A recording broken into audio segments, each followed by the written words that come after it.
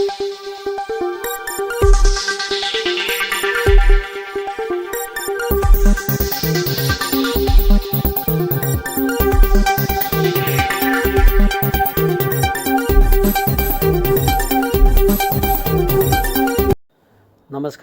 Asian news चॅनलमध्ये आपले स्वागत आहे। समृद्धी महामार्गावर झालेल्या अपघातामध्ये चौघांचा मृत्यू झाल्याची दुर्दैवी घटना घडली आहे। या संदर्भातील सविस्तर वृत्त असे। कल्याण येथील निलेश बुकाने, बहीण वैशाली घुसळे हे दोघेही लग्न समारंभासाठी नातेवाईकांसह सिन्नर तालुक्यातील फर्दापूर येथे जात होते। कल्याण येथून 11 प्रवासी किया कारने लग्नासाठी निघाले होते।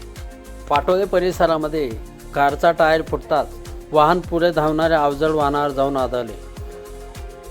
या अपघातामध्ये दोघा भाऊ बहिणीचा जागीच मृत्यू झाला, तर 8 जण गंभीर जखमी झाले। या घटनेने फर्दापूर येथील लग्न सोहळ्यावर शोककळा पसरली। तर दुसरी घटना यवतमाळ येथून देवदर्शनासाठी शिर्डी येथे जाणाऱ्या भाविकांच्या कारला समृद्धी महामार्गावर अपघात झाला। या घटनेमध्ये 2 जण जागीच ठार झाले, तर 2 जण जखमी झाले।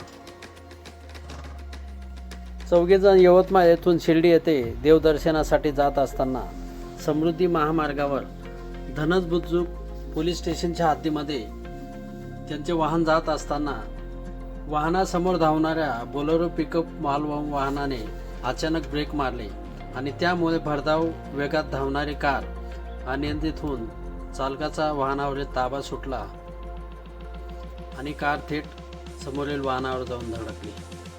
यामध्ये चालक मंगेश आणि विक्रम सौरभपते ह्या दोघांचा जागीच मृत्यू झाला, तर अनुकूल यादव आणि मयूर दीपक डोनाडकर दोघेही राहणार यवतमाळ हे गंभीर जखमी झाले आहेत। समृद्धी महामार्गावरील अपघातांचे प्रमाण आणि रोजच्या घटना घडल्यामुळे अनेकांना यामध्ये आपला जीव गमवावा लागत आहे। सिन्नर तालुक्यामध्ये लग्नासाठी येणाऱ्या कुटुंबामध्ये निलेश बुकाने आणि वैशाली घुसळे या दोघा भाऊ बहिणीला या अपघातामध्ये जीव गमवावा लागला। कारचा टायर फुटल्याने ह्या अपघातात 8 जण गंभीर जखमी झाले। तर दुसरी घटना समृद्धी महामार्गावरच यवतमाळ येथून शिर्डी येथे देवदर्शनासाठी जाणाऱ्या कारला अपघात झाला आणि या घटनेमध्ये दोघांचा जागीच मृत्यू झाला। एशियन न्यूजसाठी प्रतिनिधी छत्रपती संभाजीनगर। धन्यवाद। या बातमीपत्राचे प्रायोजक आहेत Jai Shankar Vijayangan senior citizen club आणि शिवसुमन आनंदाश्रम। वृद्धांना निसर्गरम्य वातावरणात राहण्यासाठी व्यवस्था, मुक्त विद्यापीठ रोड, गंगापूर गावाजवळ, गोवर्धन, नाशिक। संपर्क 8888947979।